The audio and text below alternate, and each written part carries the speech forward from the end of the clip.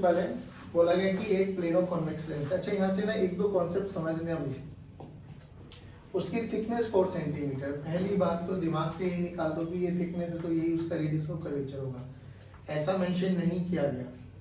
कल के क्वेश्चन में अगर आप लोगों को याद है तो हम लोगों ने बोला था, देख क्योंकि ये क्वेश्चन में ना बहुत बच्चों का डाउट ये होता है कि सर ये रेडियस ऑफ कर्वेचर ही तो दे दिया हमें, ऐसा बहुत डाउट आ भी सकता है और कोई जेन्युइन डाउट भी है। याद कर कल हमने कुछ ऐसा एक क्वेश्चन किया था, याद आ गया? इस वाले केस में मेंशन किया गया था कि ये आर है, बट इस केस में ऐसा मेंशन नहीं किया गया वो आर है। क्यों? देखो भाई जो भी लेंस बनेगा वो बनेगा तो स्फेरिकल सरफेस से। अब ये भी तो लेंस है बेटा, और ये भी लेंस है, और ये भी लेंस बना, तो जब तक वो मेंशन ना करे अपन को कुछ मानना नहीं है। तो हमारे लिए यही एक लेंस है जिसकी थिकनेस क्या है 4। ये समझ में आ गया? अब इसका थोड़ा सा 8x वर्जन बनाते हैं।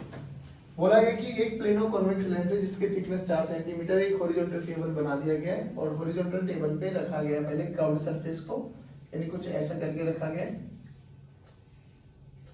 और एक बार इसको इन्वर्ट कर दिया गया है। पहली बात तो एक चीज बताओ, ऐसे रखो या ऐसे इन्वर्ट करके रखो, फोकल लेंथ में क्या चेंज आएगा? कल ही पढ़ाया था है ना कि फोकल लेंथ में कोई भी वेरिएशन नहीं आने वाला। चलो अब बोला गया कि जब उसने इसके कर्वेचर के इस वाले पॉइंट को देखा गया, ये तो पक्की बात है, कितना है 4, और जब इसको देखा गया तो जो उसको इमेज दिखाई दी वो 3 सेंटीमीटर पे दिखाई दी। ये अलग अलग इसलिए बना रहा हूँ कि तुझे थोड़ा सा डिफरेंशिएट हो जाएगा ना, दिखाई एक ही लाइन पे दिखाई, चलो यही बना देते हैं है ना, ये 3 सेंटीमीटर। और जब इसके सेंटर वाले पॉइंट को देखा गया तो इनको दिखाई दिया वो 25/8 सेंटीमीटर पर। बोला गया कि calculate focal length of this particular lens. Focal length का फॉर्मूला बोलो, 1/f is equals to μm by μs minus 1/r1 plus minus 1/r2।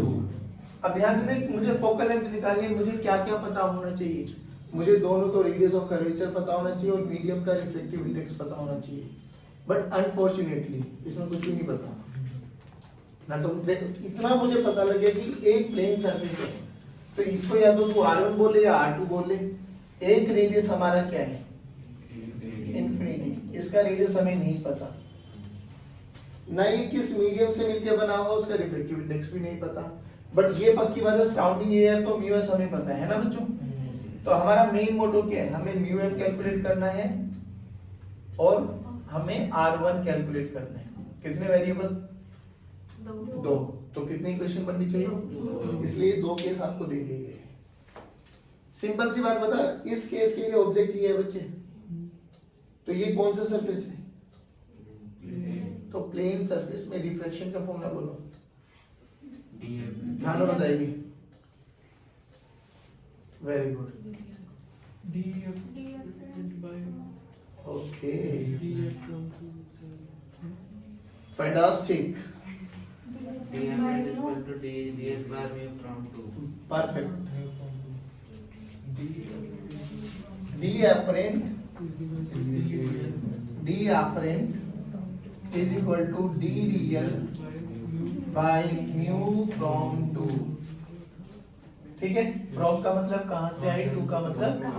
अब जब इसको देख रहे तो दिस इज ऑब्जेक्ट, अपन यहाँ पे ऑब्जर्वर है बच्चों, लगाओ डी रियल देख 4, डी एपरेंट देख, तो अगर तुझे नेगेटिव साइन रखना तो -3 भी इधर ही आएगा, -4 भी इधर आएगा, विल कैंसिल आउट। तो -3 -4 म्यू फ्रॉम 2 तो हमने 1 ही मान लिए, तो म्यू फ्रॉम का मतलब म्यू, तो म्यू की वैल्यू देख कितनी आई बच्चों? 4/3। चलो एक तो कंप्लीट हो गया हमारा है ना। अब जब इसको देख रहे हैं तो अभी भी u कितना है? u अभी भी 4 है, v कितना है? 25/8। कौन सा कर्व सरफेस है, मतलब कैसा रिफ्लेक्शन किस सरफेस से हो रहा है, कर्व या प्लेन? कर्व सरफेस का फॉर्मूला बोलो, μ2/v minus μ from by u equal to μ2 minus μ from by r। To का मतलब कहाँ को गई, फ्रॉम का मतलब पहले लिख ले अगर तुझे कॉन्फिडेंस रहा है तो mu two by v minus mu from by u equals to mu two minus mu from by. बच्चे अपन लोगों के लिए ये है ऑब्जेक्ट, रेज ऐसे जाएंगी कर्व्ड सरफेस में, सारे डिस्टेंसेस कौन से मेजर करेंगे अपन, तो अपन के लिए ये पॉजिटिव है तो नीचे वाला सिंपल सा फटा दोस्त निकाल। बोल टू का मतलब कहाँ को गई, सराउंडिंग वन, इधर v देखो नीचे की तरफ है और नीचे वाला ऊपर वाला पॉजिटिव है तो नीचे वाला बोल माइनस 25/8 यानी minus 25 minus of mu from का मतलब अभी नहीं निकाला 4/3 परफेक्ट 4/3 और u बोलो 25/8 नीचे की डायरेक्शन में बोल कितना माइनस 25/8 माइनस हाँ सही तो है नहीं माइनस 4 आएगा ना u परफेक्ट माइनस 4 बोले ये is equals to 1 minus 4/3 1 minus 4/3 divided by r 1 minus 4/3 divided by यार हमें नहीं पता कितना है, साइन के साथ आ जाएगी वैल्यू, कोई परेशान हो लेने की बात नहीं है। अब बोल 4 ने 4 को मारा तो देखो ये 1/3 minus 8/25 this is equals to ये कितना आ गया माइनस है ना, माइनस का 1/3r परफेक्ट। एलसीएम कितना हो गया 75 75 तो आ गया तो 75 एलसीएम आ गया, ये 25 थी 75 ये 25 आ गया, वो 8 थी 24 ये 24 आ गया, this is equals to minus 1/3r। देखो कितना आ गया ऊपर 1 ये 25 गए ना तो r की वैल्यू आ गई माइनस 25। अब ये माइनस 25 का मतलब क्या है, रेडियस ऑफ कर्वेचर नीचे की डायरेक्शन में, और ना भी होता तो हमें पता था रेडियस ऑफ कर्वेचर आ गया, देख दूसरा भी आ गया। अब तो खत्म, फॉर्मूला कौन सा लगाना है लगाए, चलो अब 1/f हमें कैलकुलेट करना है बच्चों, म्यू की वैल्यू 4/3 माइनस 1 r1 की वैल्यू बोलो r1 इंफिनिटी मान ले कुछ भी मान ले, नहीं तो उसकी वैल्यू जैसे रखना चाहिए इंफिनिटी मान लो माइनस 1/25 ऐसे मान लो, ठीक है। उसको मानना तो एक चीज बताता हूँ तुमसे, पहले इसको सोल्व करो 1/f this is equals to 1/3 into 1/25 तो फोकल लेंथ कितनी आ गई 75 सेंटीमीटर। अब देखो R1 R2 कैसे चूज करना चाहिए, वैसे तो नॉर्मली स्टैंडर्ड प्रोसेस बता क्या है, जिस सरफेस पे सबसे पहले लाइट इंसिडेंट करी ना उसको S1 मान लो। अब जो कि इसमें एक बार इस पे लाइट इंसिडेंट कर दी थी एक भी इस पे मान ले, तो तेरे लिए कोई भी R1 हो सकता है कोई भी R2 हो सकता है। जब भी R1 R2 को रख रहे हो विद साइन रख दो, क्या रख दो विद साइन, सिंपल सी बात है, कोई मुश्किल होने वाली नहीं है, बात समझ में।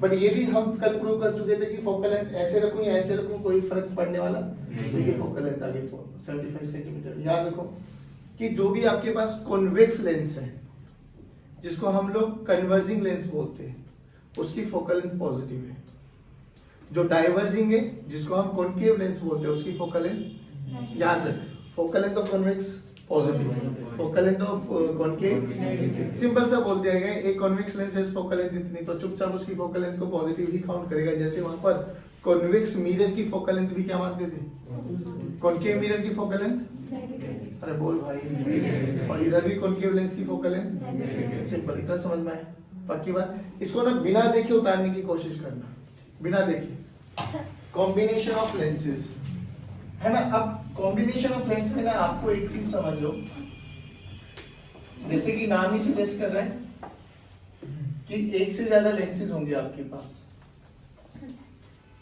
अब जो ये लेंस होता है ना भाई, इस लेंस की खासियत देखो, पहली बात तो कोई भी रे अगर पैरेलल टू प्रिंसिपल एक्सिस आ रही है तो बताओ आफ्टर रिफ्लेक्शन बैंड होती है, कायदा ये कहता है इसको सीधा जाना चाहिए ना, बट ये मुड़ जाएगी, किधर से जाती है फोकस।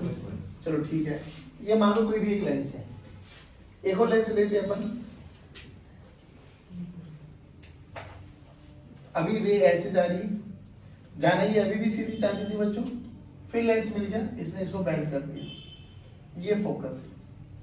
तो ऑप्टिकल सेंटर से ये डिस्टेंस देखो f और ये डिस्टेंस देखो f1 बोल देता हूं इसको, f2 बोल देता हूं इसको, है।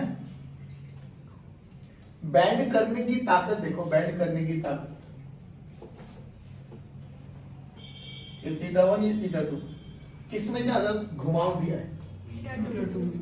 इसको बोलते हैं पावर ऑफ अकोमोडेशन, कि जिसका फोकल लेंथ जितना छोटा होगा ना उसकी पावर उतनी ज्यादा होती है। तो power is inversely proportional to focal length, पहली बात तो ये याद रखो। तो एक ना हम बेसिकली कॉम्बिनेशन ऑफ लेंसेज को दो तरह से कर सकते हैं। हमें करना क्या होगा, जो भी सिस्टम होंगे ना, कितने भी लेंसेज क्यों ना हो, जैसे कि फॉर एग्जांपल तेरे पास एक ऐसा सिस्टम दे दिया है ना, आराम से देखो,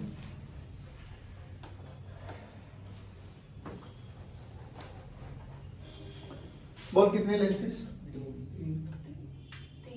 दो, एक कॉनकेव और एक प्लेनो कॉन्वेक्स, नहीं है, एक कॉनकेव और एक, ठीक है, नॉर्मल। ये हमसे बोला गया यहाँ पर एक ऑब्जेक्ट रखा हुआ है, लेट्स से ये u डिस्टेंस दे दिया, बोला गया इसकी फाइनल इमेज निकालो। तो final image is the combination of दो लेंसेज, एक ये वाला और एक ये वाला। देख दोनों में सेपरेशन नहीं है बच्चों, दोनों में कोई सेपरेशन नहीं है, दोनों they are very close to each other, एक दूसरे के साथ कनेक्टेड है।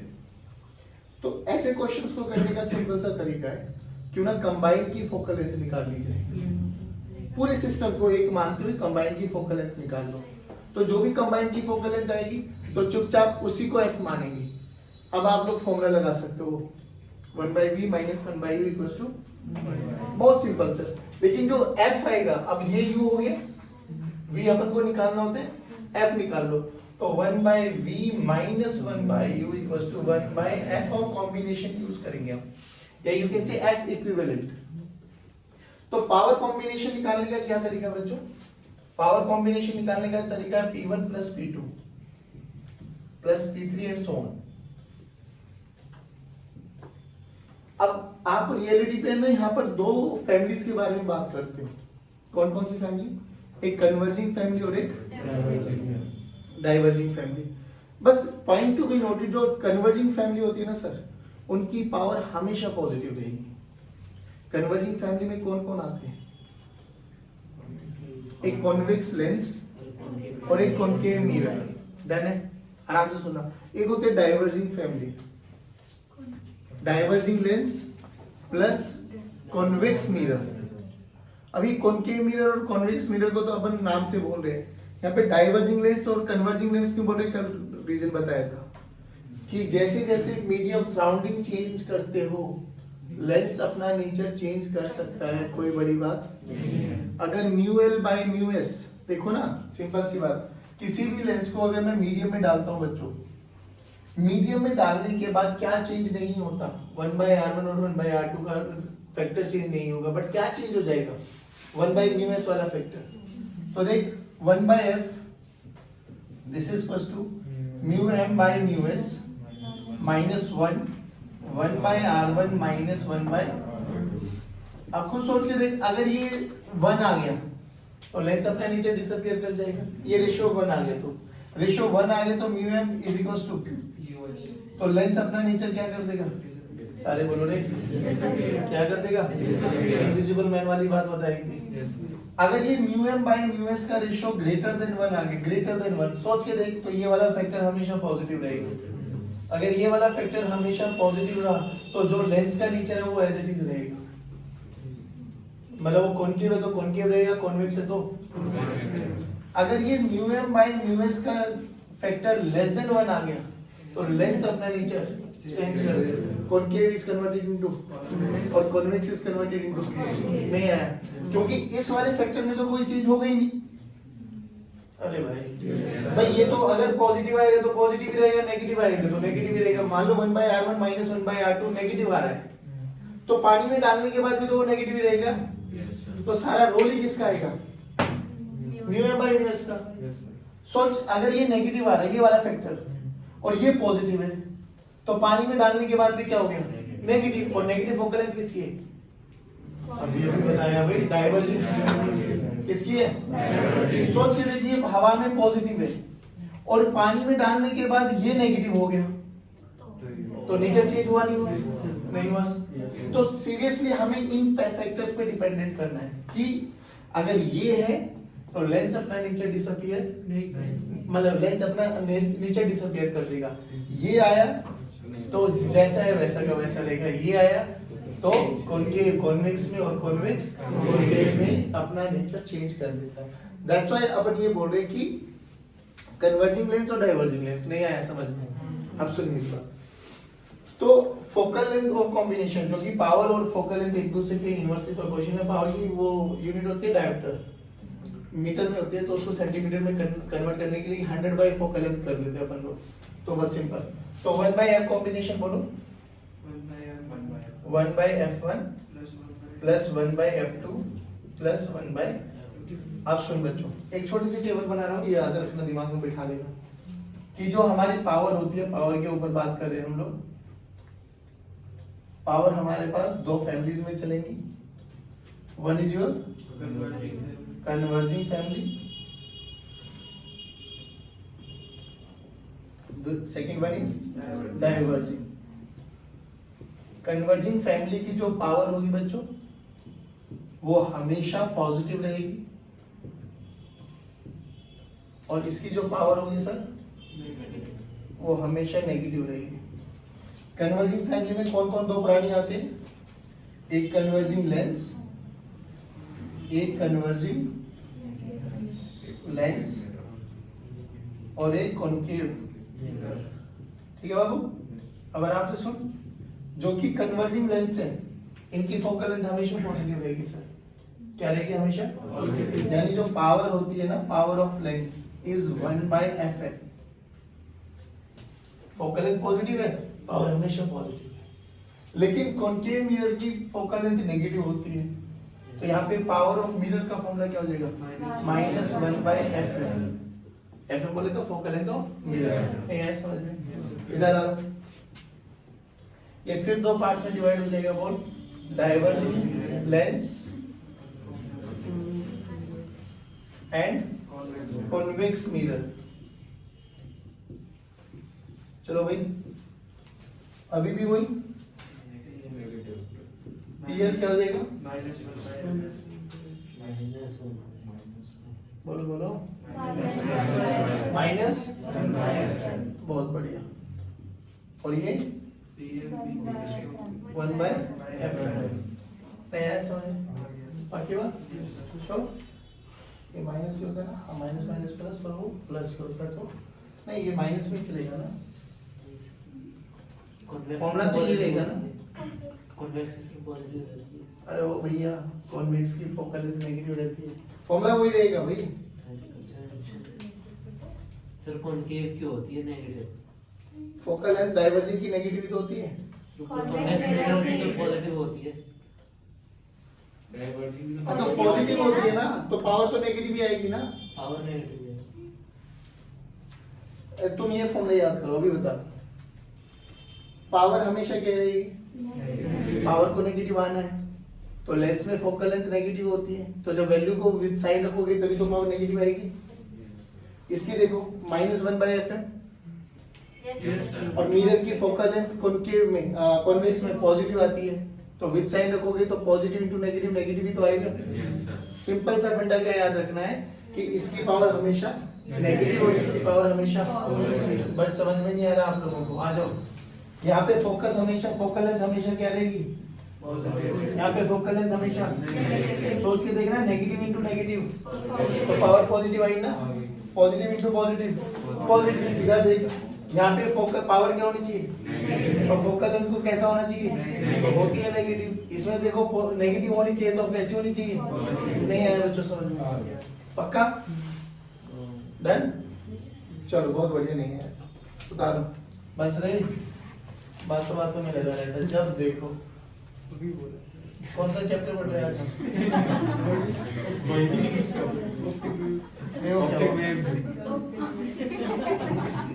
अब चलो, क्या बोला गया कि देयर आर 2 कॉन्वेक्स लेंस। एक लेंस ये रहा बच्चों, क्वेश्चन एक ही बार बोलूंगा तो समझ लेना। इसका रेडियस ऑफ कर्वेचर है 50 सेंटीमीटर, इक्वी कॉन्वेक्स है, मतलब बोलो इक्वी कॉन्वेक्स है। रिफ्रैक्टिव इंडेक्स म्यू जो दे रखा है इसका, वो 3/2 दे रखा है। चलो, एक और लेंस है हमारे पास, वो भी इक्वी कॉन्वेक्स है। मतलब देयर इज नो सेपरेशन, समझ के चलना हाँ, कि म्यू इक्वल्स टू 3/2 और जो इसका रेडियस ऑफ कर्वेचर है वो 100 सेंटीमीटर है बच्चों।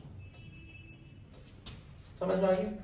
अब दो लेंसेज को ऐसे लेके ना, ऐसा मान के चल इनको बंद कर दिया, रबर बैंड वगैरह लगा दिया है, हॉरिजॉन्टल टेबल पे रख दिया है और इसके अंदर पानी इंसर्ट कर दिया। हो सकता है पॉसिबल? बिल्कुल हो सकता है। पानी का जो रिफ्लेक्टिव इंडेक्स है दैट इज 4/3। बोला गया इनके कॉम्बिनेशन से 100 सेंटीमीटर दूरी पर एक ऑब्जेक्ट रखा हुआ है, point object. Find the final image.